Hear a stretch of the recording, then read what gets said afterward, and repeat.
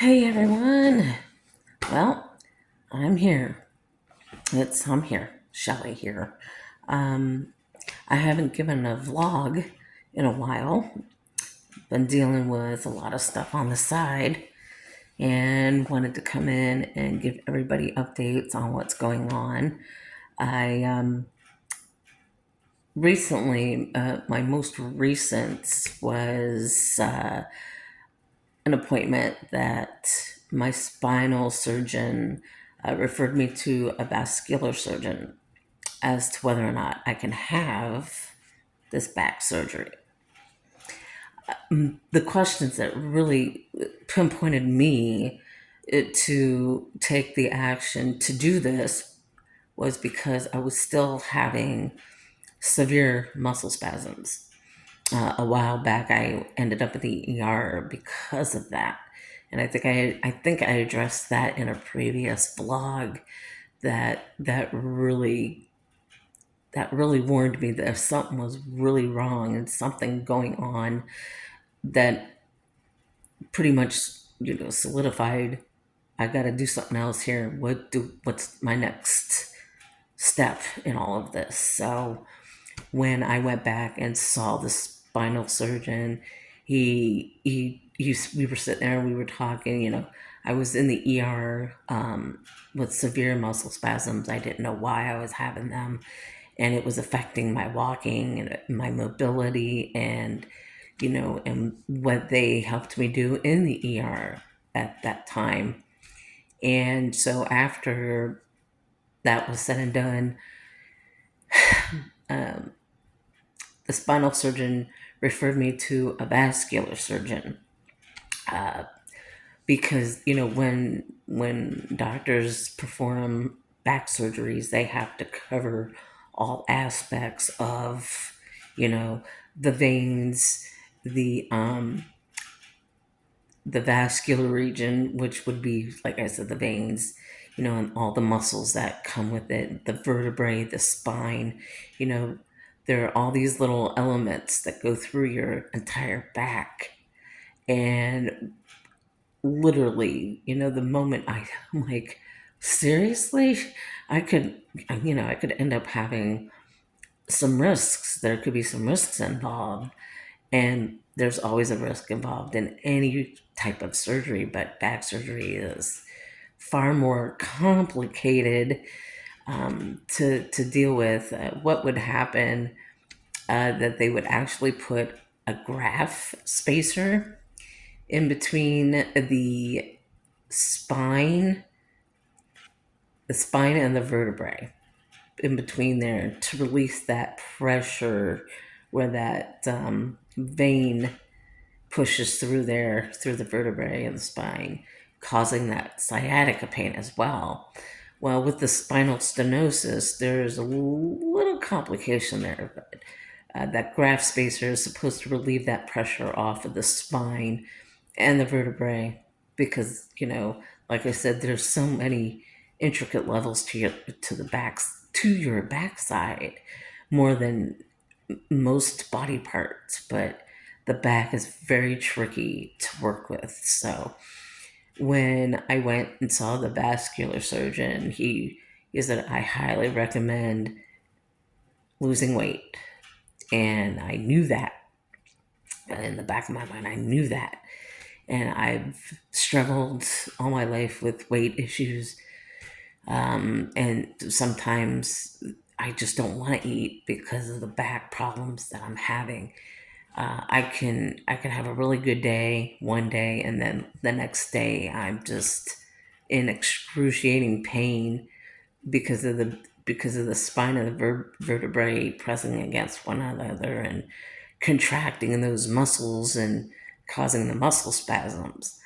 And I'm on medication um, for both problems, actually, for the muscles as well as for the spinal stenosis pain. So, and now the medication needs to be adjusted because the medication's not working. So I have to have follow up appointments with pain management to hopefully get this under control to the best that I can, so I could still do what I want to do or need to do, basically. So there's just a lot of back and forth with doctors, with these physicians, with pain management, and also trying to lose some weight. It is a very difficult process, especially for women over 40. So, all you women out there who are over 40 years old, things start slowing down more. Your metabolism just completely changes. And like I said, I've always struggled with weight issues ever since as a young tot. I started gaining weight when I was about 5 or 6 years old. So it became a real challenge for me over the years in losing weight. I've been on Weight Watchers. I was on Jenny Craig.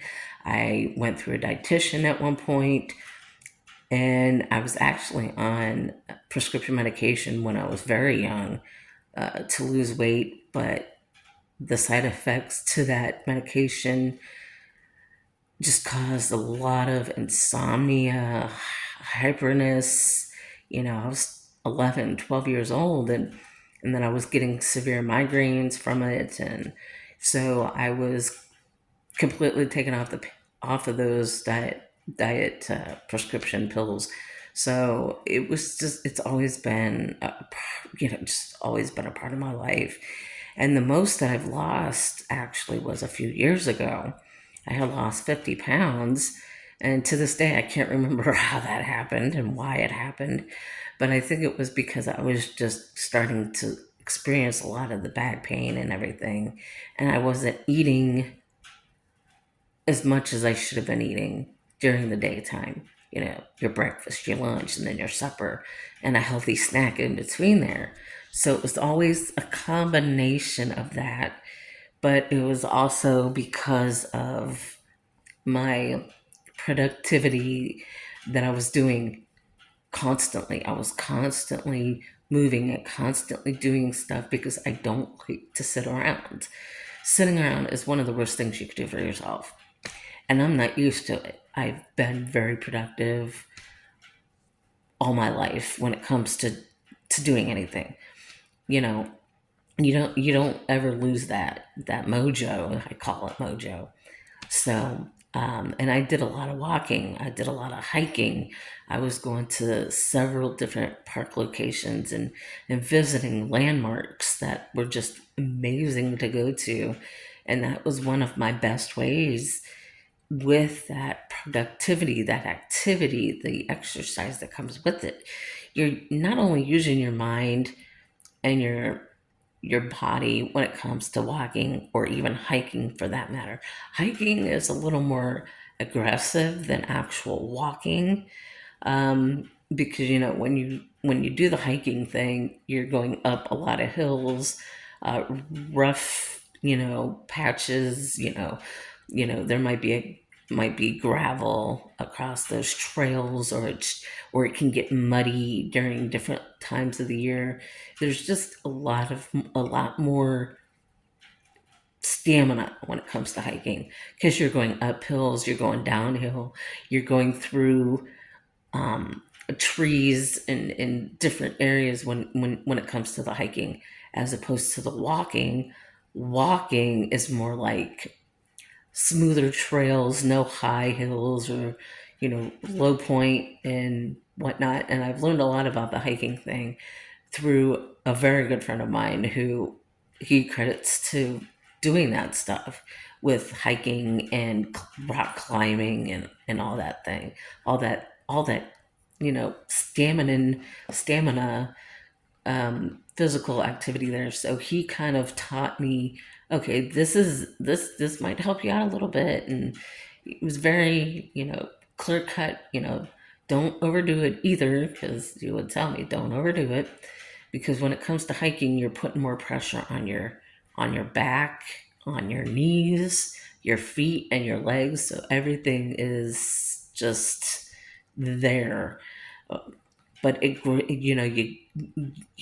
literally, you know, get some muscle in there. So, but then once the spinal stenosis was diagnosed, that diagnosis, things just went downhill from there. I could not go out and do what I was doing before. So I'm very limited as just anything that I do anymore. I could be standing at my sink doing dishes and have to sit down, and then I'm up and down quite a bit when it comes to cleaning here. So it's been a real struggle. It's a real challenge. Some days are better than others, like I said. So it's just a combination of things. It's the meds are not doing it anymore, so the dosage or whatnot needs to be changed. Keeping the pain management appointments and staying up to date with the spinal surgeon as well as a vascular surgeon.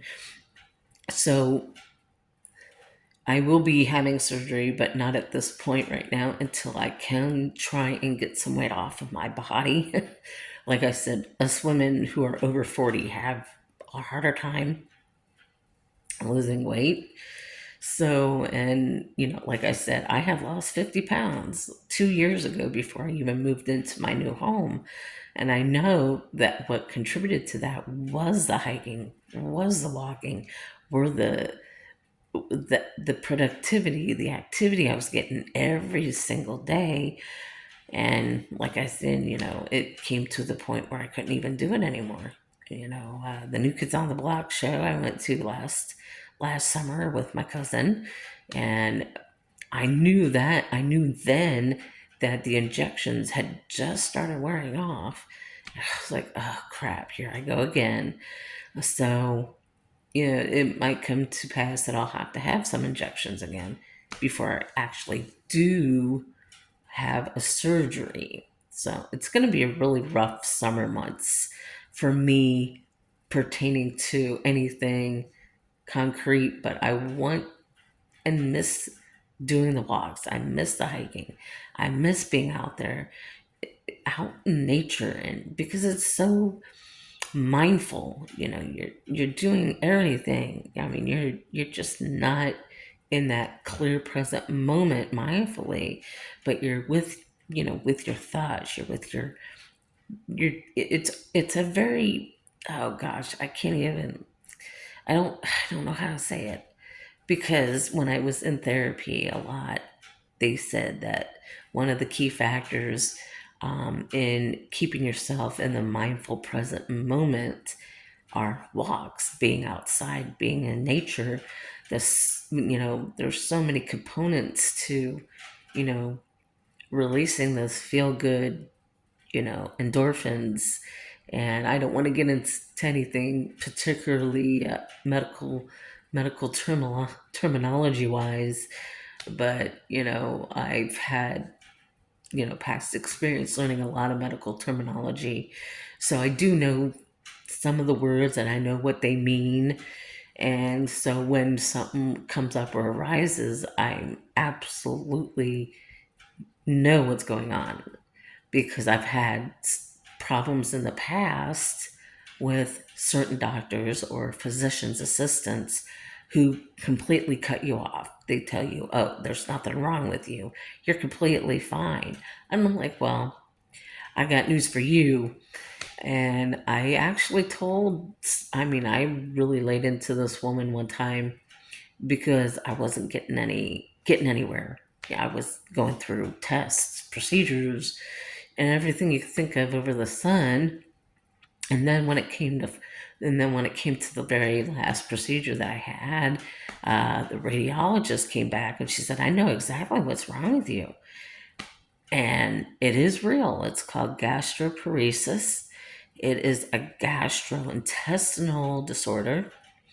Um, the consumption of food doesn't always go through your digestive system. It gets lodged in different areas near the rib cage, or sometimes it might not go down that hole where your trachea and all those things are, that it's just a magnitude of things that some people push off on you, and you don't know until you actually go through something that somebody understands you. I hope that makes sense. I hope that makes sense, because sometimes I don't make sense. So I want somebody to say, okay, that makes sense now. I get what you're saying. Some people do that, not everybody. But like the spinal surgeon told me, he said, I get you. I know what you're talking about. And he is such a good physician. He's a good specialist to go to. I've met some really good doctors through Suma Health. So I've been lucky in that area, but with pain management, it's a little different. But because I've had some hiccups with certain physicians over the years that really kind of put it in my brain that I can't always trust what a physician's assistant will say or even a doctor at that point. So that's where I'm kind of at right now. And just trying to have a normal life, and it's been very difficult, very challenging. There are some days that I just want to cry because it hurts so bad. It really takes a toll on you mentally as well as emotionally, physically. I mean, it's the whole shebang shaboom, and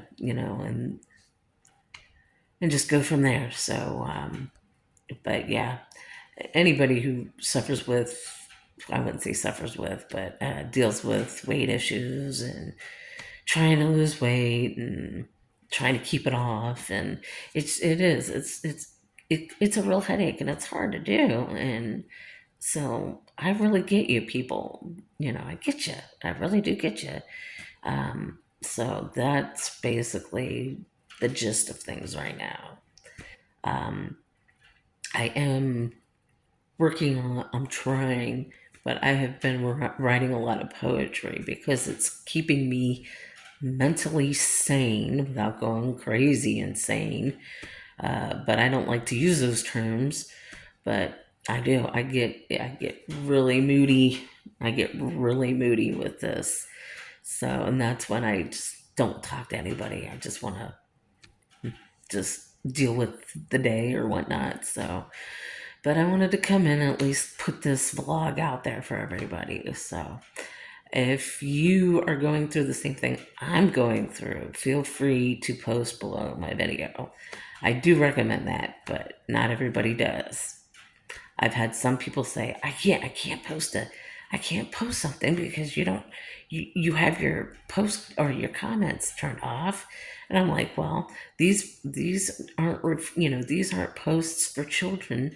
So, and then it tells you, um, public public viewing, you can comment, but there are people who say they can't comment. So I'm not sure exactly what's going on, but I'll have to look back into it again and see what I have done or haven't done.